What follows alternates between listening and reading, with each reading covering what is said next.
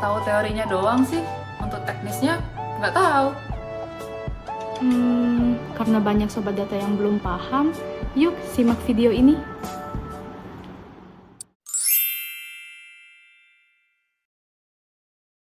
Terdapat 3 aspek penting dalam kegiatan ekonomi.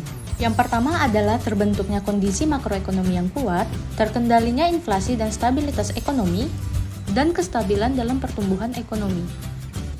Salah satu indikator yang dapat mengukur kegiatan ekonomi di suatu daerah adalah PDRB, atau Produk Domestik Regional Bruto. PDRB sendiri adalah nilai tambah dari barang dan jasa sebagai hasil dari kegiatan ekonomi yang beroperasi di wilayah domestik tanpa memperhatikan faktor produksinya. Sehingga PDRB itu bukan aliran uang ya teman-teman. PDRB sendiri menerapkan siklus perekonomian terbuka, yaitu adanya transaksi ekonomi antara residen dengan non-residen. Adapun pengukuran PDRB dibagi menjadi 2, yakni PDRB ADHK atau atas dasar harga konstan dan PDRB ADHB atau atas dasar harga berlaku. Kalau PDRB ADHK atau harga konstan dihitung menggunakan harga tahun tertentu atau tahun dasar, yakni 2010, dan juga sering digunakan untuk melihat inflasi. Sedangkan PDRB ADHB atau harga berlaku dihitung menggunakan harga pada tahun berjalan dan juga digunakan untuk melihat struktur ekonomi suatu daerah. Dalam menghitung PDRB, digunakan 3 pendekatan perhitungan, yakni pendekatan produksi, pendekatan pendapatan, dan pendekatan pengeluaran. Yang akan kita bahas pertama adalah pendekatan produksi. PDRB pendekatan produksi adalah jumlah nilai tambah atas barang dan jasa yang dihasilkan oleh unit produksi di suatu daerah dalam waktu tertentu. PDRB ini juga sering disebut dengan PDRB lapangan usaha atau LAPUS. Sebelum membahas lebih jauh, yuk kita pahami dulu 3 konsep terkait PDRB. Yang pertama adalah output atau nilai barang dan jasa yang dihasilkan dalam periode tertentu. Yang kedua adalah biaya antara atau semua pengeluaran untuk barang dan jasa yang habis digunakan sebagai input dalam proses produksi. Dan terakhir adalah nilai tambah, yakni nilai penyeimbang dalam neraca produksi. Sehingga nantinya nilai tambah adalah nilai output yang dikurang dengan biaya antara. Sedangkan nilai output adalah produksi yang dikali harga. Berdasarkan SNA 2008, terdapat 17 sektor dan 52 subsektor lapangan usaha dalam perekonomian dengan tahun dasar 2010. 17 sektor itu adalah sebagai berikut.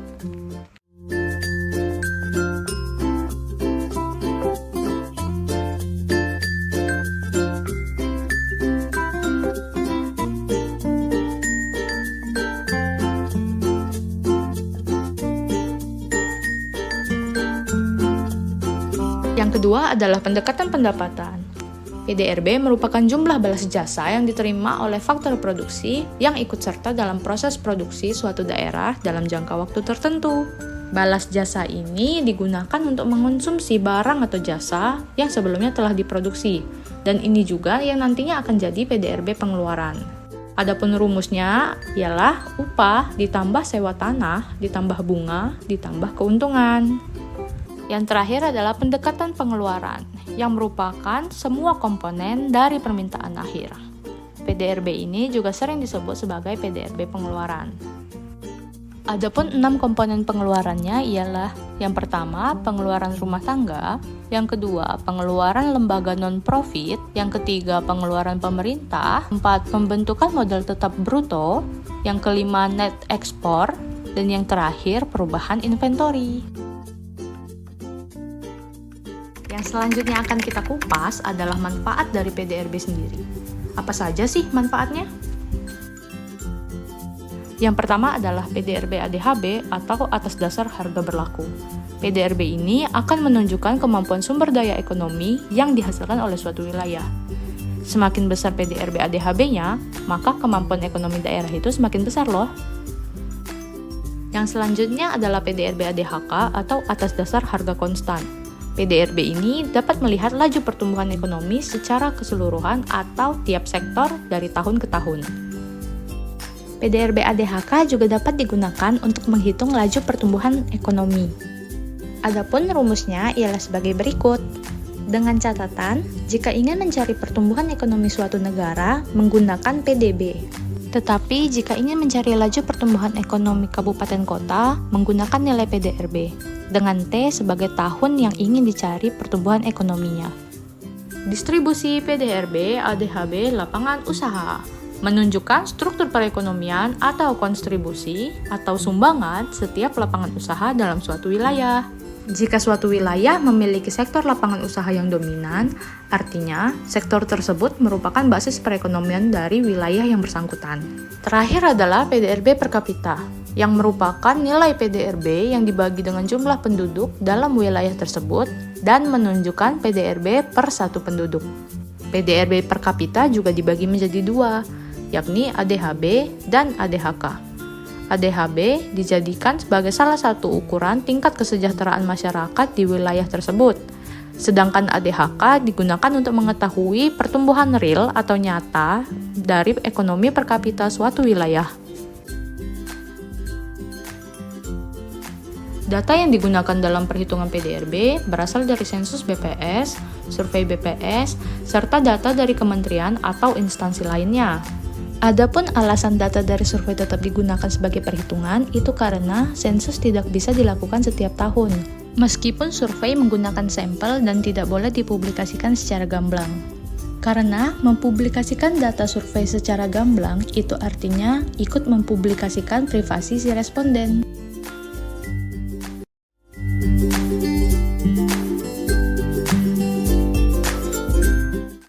Yang pertama adalah perbandingan PDRB ADHB dan ADHK Kabupaten Karimun 2018 sampai 2022.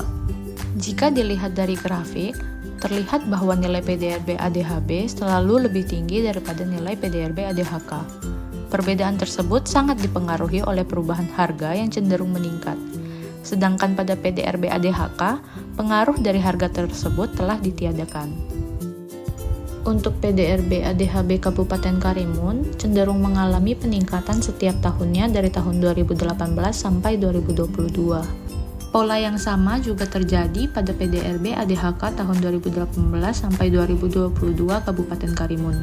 Pada tahun 2018, PDRB ADHK Kabupaten Karimun mencapai 9,01 triliun rupiah dan selalu mengalami peningkatan sampai 2020 mengalami penurunan dan kembali meningkat di 2021 dan di 2022 sebesar 9,74 triliun rupiah. Selanjutnya adalah laju pertumbuhan ekonomi Kabupaten Karimun 2018 sampai 2022. Dari grafik yang disajikan dapat kita lihat terjadi fluktuasi dalam laju pertumbuhan ekonomi Kabupaten Karimun. Pada tahun 2018, laju pertumbuhan ekonomi Kabupaten Karimun mencapai 5,05%. Dan menurun sedikit di tahun 2019 sehingga mencapai angka 4,89%. Dan pada tahun 2020, terjadi penurunan yang cukup signifikan akibat terjadinya pandemi COVID-19. Penurunan mencapai angka minus 3,59%, dan kembali meningkat pada tahun 2021 sehingga mencapai angka 2,37%, dan kembali meningkat di tahun 2022 di angka 4,38%. Distribusi PDRB ADHB menurut lapangan usaha Kabupaten Karimun di tahun 2022. Berdasarkan data yang disajikan, struktur ekonomi Kabupaten Karimun hingga tahun 2022 didominasi oleh lapangan usaha konstruksi dengan peranan sebesar 19,9% terhadap pembentukan PDRB Kabupaten Karimun. Lapangan usaha dengan peranan terbesar kedua adalah perdagangan besar dan eceran, reparasi motor dan sepeda motor, yang memberikan share sebesar 18,3% terhadap pembentukan PDRB. Lapangan usaha pertanian, kehutanan, dan perikanan menjadi penyumbang nilai tambah terbesar yang ketiga. Lapangan usaha ini memberikan kontribusi terhadap PDRB sebesar 14,7%. Di posisi keempat, terdapat lapangan usaha industri pengolahan yang memberikan share terhadap PDRB sebesar 12,2%. Dan yang kelima, yaitu pertambangan dan penggalian yang memberikan kontribusi sebesar 11,9% terhadap PDRB. Yang terakhir adalah PDRB per kapita Kabupaten Karimun 2018 sampai 2022. PDRB per kapita Kabupaten Karimun juga dibagi menjadi dua, yakni ADHB dan ADHK. Untuk nilai PDRB per kapita Kabupaten Karimun ADHB dari tahun 2018 sampai 2022 senantiasa mengalami kenaikan. Sedangkan untuk PDRB per kapita ADHK Kabupaten Karimun itu cenderung stabil. Untuk data yang lebih lanjut dapat disimak pada tabel berikut. Dari tabel yang disajikan, dapat kita lihat bahwa kenaikan PDRB per kapita ADHB Kabupaten Karimun itu seiring dengan kenaikan jumlah penduduk Kabupaten Karimun. Indikator ini menunjukkan bahwa secara agregat, setiap penduduk Kabupaten Karimun rata-rata mampu menciptakan PDRB sebesar nilai per kapita di masing-masing tahun tersebut. Sementara itu, pertumbuhan PDRB per kapita yang setara dengan penambahan jumlah penduduk menunjukkan bahwa terjadi pertumbuhan kapasitas produksi dari tiap individu yang tidak hanya terjadi secara real atau nyata, tetapi juga terjadi secara kualitas.